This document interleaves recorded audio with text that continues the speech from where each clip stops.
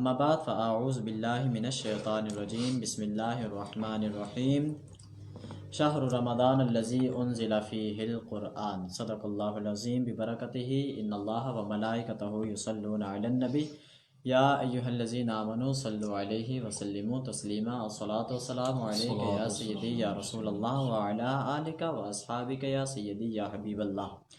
تمام تر تعریف و توصیف اللہ جل مجدہ الکریم کے لیے ہے جو خالق کائنات بھی ہے اور مالک ارض و سما بھی، اور تمام تر حمد و ثنا محبوب دو عالم شفیع معظم شفیع یوم النشور احمد مجتبی محمد مصطفیٰ صلی اللہ تعالی علیہ وآلہ وسلم کے لیے ہے کہ جن کے صدقے میں خالق کائنات نے یہ کل کائنات تخلیق فرمائی۔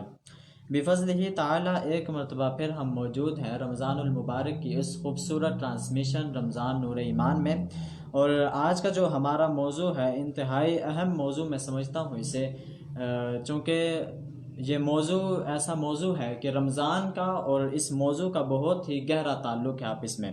یقیناً آپ جان گئے ہوں گے کہ جو آج کا ہمارا موضوع ہے وہ اللہ رب ذوالجلال کی لاریب کتاب قرآن مجید فرقان حمید کی جو یہ کتاب اللہ رب ذوالجلال نے نازل فرمائی اپنے محبوب پر، اس حوالے سے کتاب اللہ کی جو شان ہے جو مقام ہے اس حوالے سے آج کا ہمارا موضوع ہے۔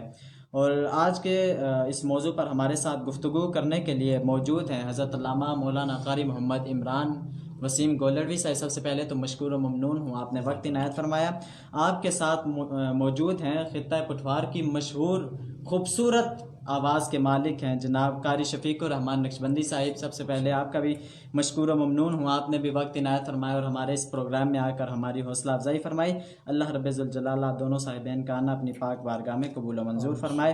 تو چونکہ اس پروگرام کی روایت ہے کہ اس کی ابتدا تلاوت کلام ربانی سے کی جاتی ہے، ساتھ ہی پھر حمد باری حضور علیہ الصلوۃ والسلام کی بارگاہ میں مدح سرائی کی جاتی ہے، تو میں ملتمس ہوں قاری شفیق الرحمان نقشبندی سے کہ آپ آج کے اس پروگرام کی ابتدا فرمائیں۔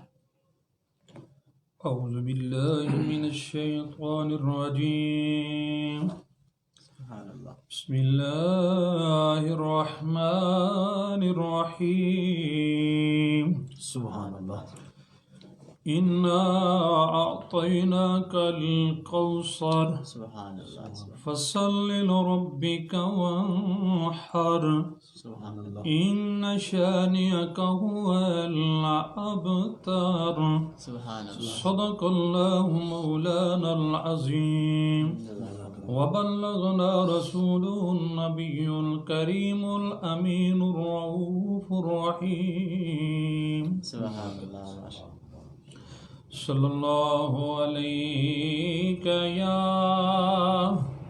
رسول اللہ وسلم علیک یا حبیب اللہ، صلی اللہ علیک یا رسول اللہ وسلم علیک یا حبیب اللہ، رونق زندگی کیا بات ہے، کیا آپ ہیں، آپ ہیں، رونق زندگی آپ ہیں، آپ ہیں، رونق زندگی آپ ہیں، آپ ہیں، میری ساری خوشی آپ ہیں، آپ ہیں، میری ساری خوشی آپ ہیں، آپ ہیں، رونق زندگی آپ ہیں، آپ ہیں، کون ہو گا امام صف انبیاء، کون ہو گا امام صف انبیاء، کون ہو گا امام صف سارے نبی آپ ہیں، آپ ہیں بولے سارے نبی آپ ہیں، آپ ہیں رونق زندگی آپ ہیں، آپ ہیں میری ساری خوشی آپ ہیں، آپ ہیں۔ آج مولا مرتضیٰ حضرت علی المرتضیٰ کرم اللہ وجہ الکریم کا آج یوم شہادت ہے۔ سمت فرمائیے۔ شاہ خیبر شکن شامل پنجتن، شاہ خیبر شکن شامل پنجتن، شاہ خیبر شکن شامل پنجتن، یا علی یا علی آپ ہیں، آپ ہیں یا علی یا علی آپ ہیں، آپ ہیں رونق زندگی آپ ہیں، آپ ہیں میری ساری خوشی آپ ہیں، آپ ہیں میرے دامن میں زہرا کی خیرات ہیں، میرے دامن میں زہرا کی خیرات ہیں، میرے دامن میں زہرا کی خیرات ہیں، کیوں مجھے کو کمی آپ ہیں، آپ ہیں کیوں مجھے کو کمی آپ ہیں، آپ ہیں رونق زندگی آپ ہیں، آپ ہیں۔ آخری شعر خواجہ حاجگاں فتح قادیان، خواجگاں فتح قادیان، خواجہ حاجگاں فتح قادیان، پیر مہر علی آپ ہیں، آپ ہیں پیر مہر علی آپ ہیں، آپ ہیں پیر مہر علی آپ ہیں، آپ ہیں رونق زندگی آپ ہیں، آپ ہیں میری ساری خوشی آپ ہیں، آپ ہیں۔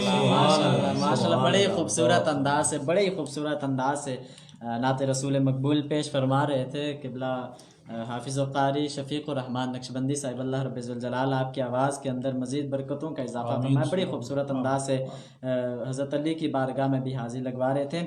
تو قبلہ علامہ صاحب بلا تمہید و تمثیل اپنے موضوع کی طرف بڑھتے ہیں۔ جیسا کہ آپ کے علم میں ہے کہ آج کا جو ہمارا موضوع ہے وہ یہ ہے کہ قرآن ہدایت کا رستہ۔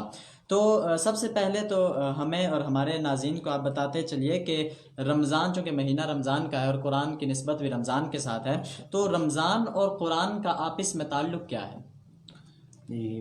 نحمدہ ونصلی ونسلم علی رسولہ الکریم، اما بعد فاعوذ باللہ من الشیطان الرجیم، بسم اللہ الرحمن الرحیم۔ قال اللہ تبارک و تعالی فی الکلام المجید والفرقان الحمید ھدی للمتقین، صدق اللہ مولانا العظیم۔ ببرکتہ ان اللہ وملائکتہ یصلون علی النبی یا ایہا الذین آمنوا صلوا علیہ وسلموا تسلیما، اللہم صل علی محمد وعلی آل محمد کما صلیت علی ابراہیم وعلی آل ابراہیم انک حمید مجید، اللہم بارک علی محمد وعلی آل محمد کما بارکت علی ابراہیم وعلی آل ابراہیم انک حمید مجید۔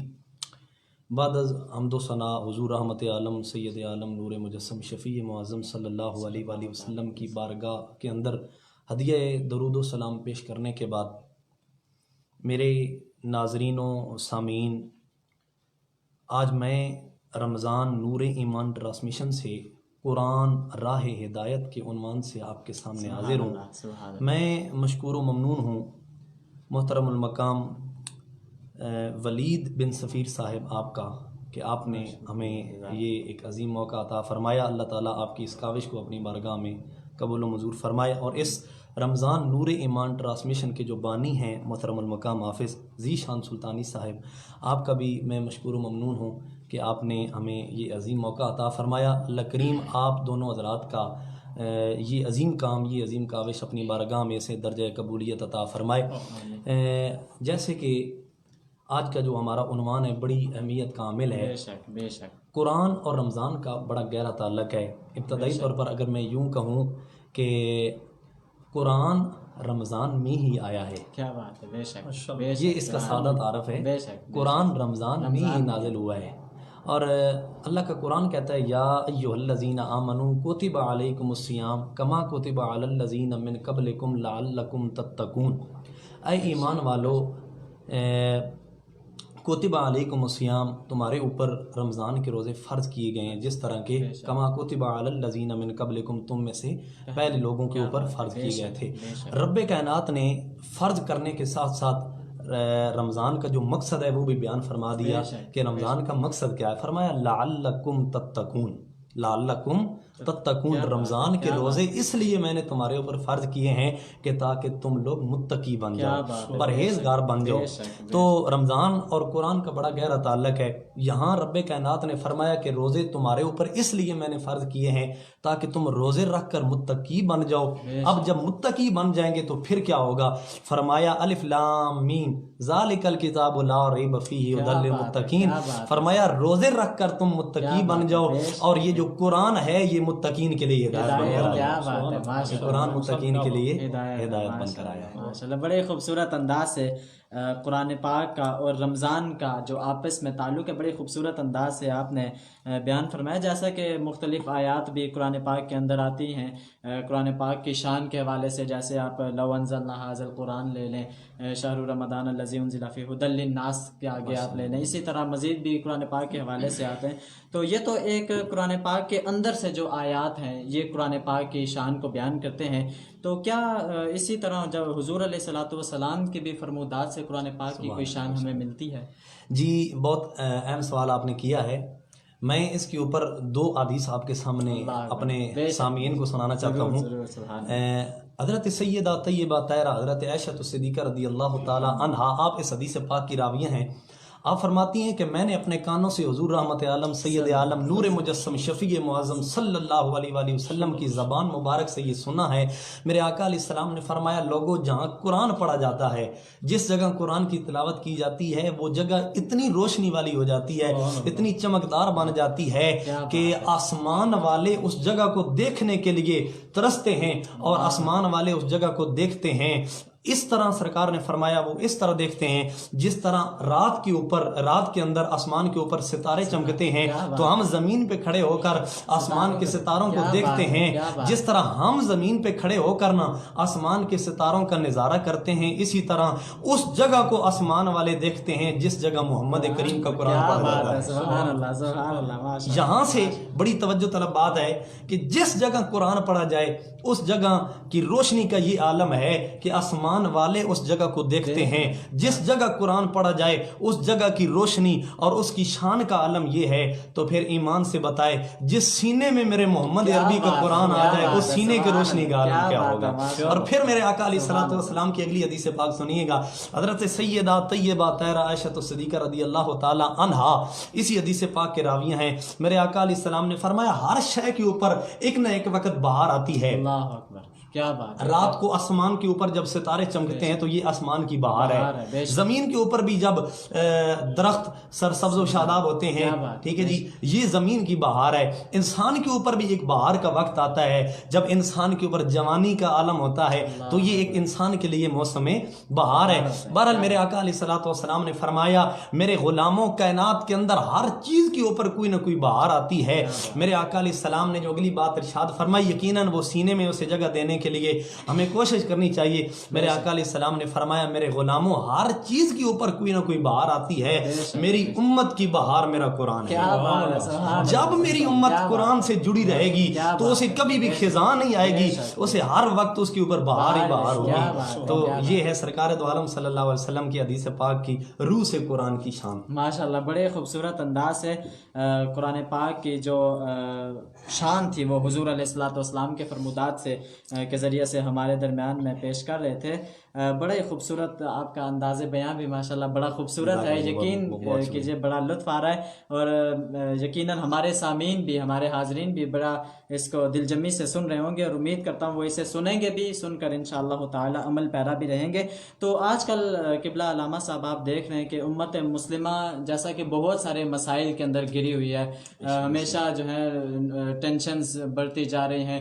آپ ملکی طور پہ دیکھ لیں, بلکہ اب معاشرتی طور پہ خاندان گھروں کے اندر ایسے بہت سارے مسائل ہیں جو نئے نئے روز بروز جنم لیتے جا رہے ہیں. تو اس کی کیا وجہ ہے کہ کیا ہم یہ قرآن سے دوری کی وجہ سے ہمارے اوپر اتنے مسائل کا ہم گرے ہوئے ہیں, اتنا مسائل کا ہم شکار ہیں؟ تو کیا ہمارے ان مسائل کا حل قرآن پاک سے ہمیں مل سکتا ہے؟ جی محترم المقام, ابتدائی طور پر بات یہ ہے کہ ہر انسان دو وجہ سے بنیادی طور پر پریشان ہوتا ہے. بے شک. یا تو رزق کی وجہ سے پریشان ہوتا ہے, یا پھر عزت کی وجہ سے پریشان ہوتا ہے. بے شک. یہ بنیادی چیزیں ہیں دو.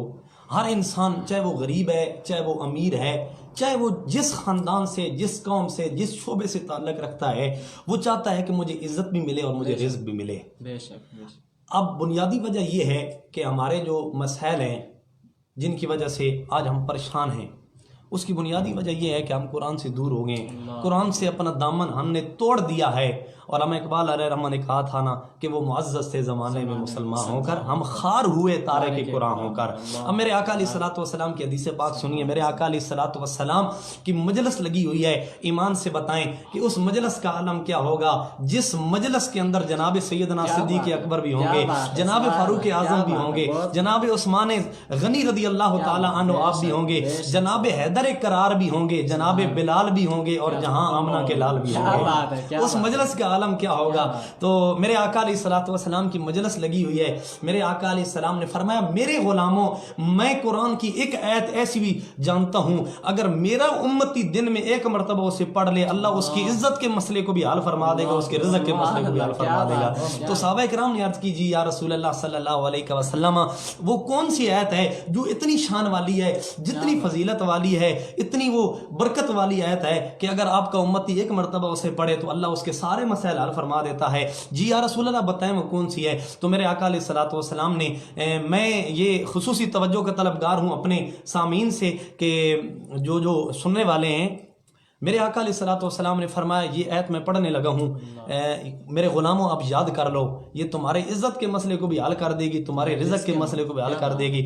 تو آقا علیہ الصلوۃ والسلام کے غلاموں نے عرض کی جی یا رسول اللہ بتائیں. میرے آقا علیہ الصلوۃ والسلام نے فرمایا وَمَن يَتَّقِ اللَّهَ يَجْعَل لَّهُ مَخْرَجًا وَيَرْزُقْهُ مِنْ حَيْثُ لَا يَحْتَسِبُ وَمَن يَتَوَكَّلْ عَلَى اللَّهِ فَهُوَ حَسْبُهُ إِنَّ اللَّهَ بَالِغُ أَمْرِهِ قَدْ جَعَلَ اللَّهُ لِكُلِّ شَيْءٍ قَدْرًا. یہ سننے میں تو تھوڑی ہے, بہت انتہائی قلیل وقت میں یہ پڑھی جا سکتی ہے, لیکن اس کا جو فائدہ ہے, جو اس کا ہمیں فائدہ حاصل ہوگا, یقیناً وہ بہت بڑا فائدہ ہے.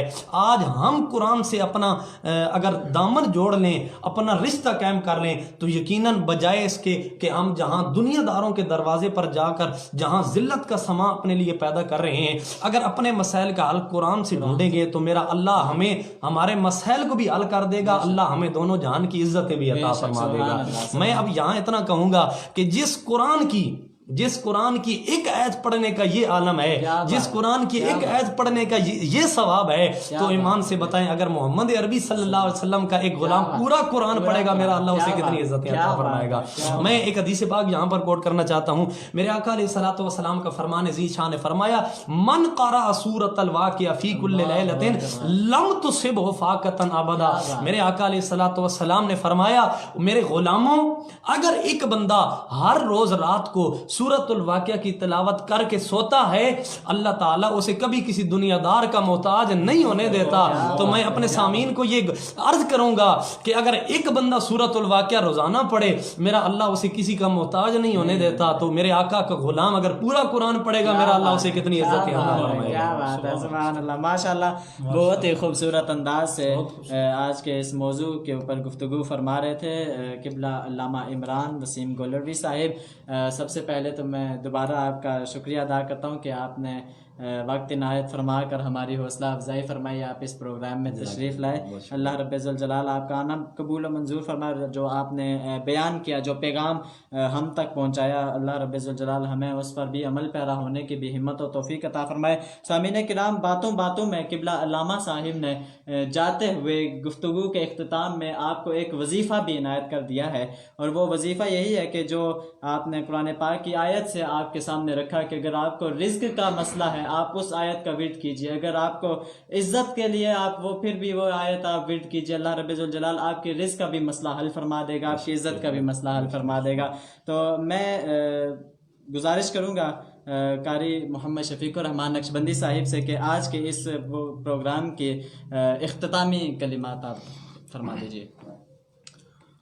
मेरे दिल की सुभान अल्लाह, सुभान अल्लाह, ज़मीं पर है कदम ज़हरा के बच्चों का, मेरे दिल की ज़मीं पर है कदम ज़हरा के बच्चों का, मेरी नस्लों पे है दस्ते करम ज़हरा के बच्चों का।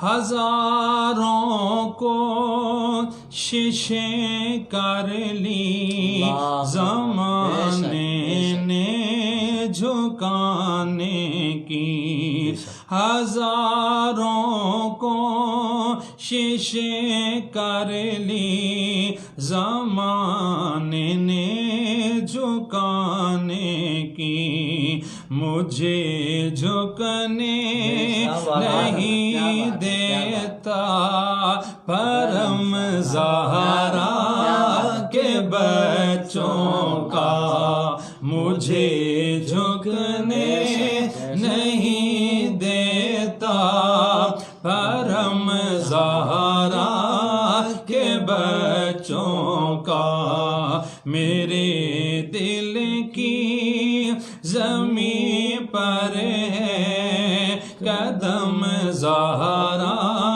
के बच्चों का,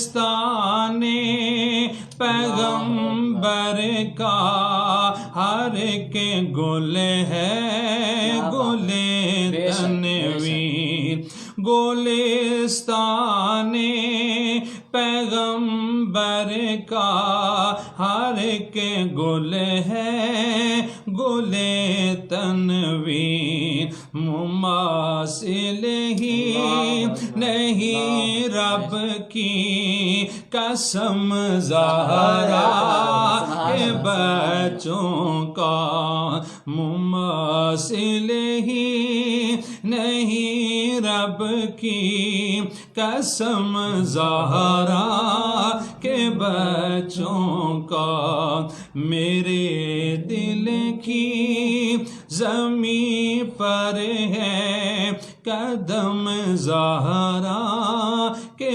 बच्चों का, मेरी नस्लों पे है दस्ते करम ज़हरा के बच्चों का।